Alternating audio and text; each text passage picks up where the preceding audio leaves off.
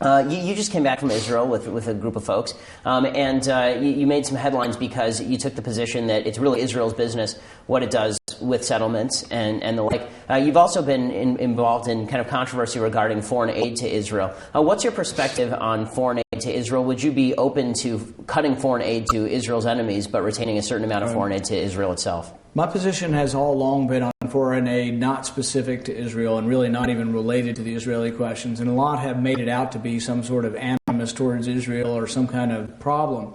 But really my problem is that we're borrowing $50,000 a second. We're borrowing $4 billion a day. We have to look everywhere. And then when I look at foreign aid, what I say is, well, we could cut. Well, I think eventually almost everybody needs to be independent, including Israel. However, when I look at it and say, well, who would I cut first?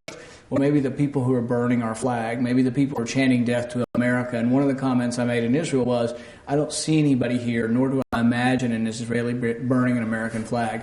There's a great deal of friendship. There's a great deal of appreciation by those in Israel for America's friendship and vice versa.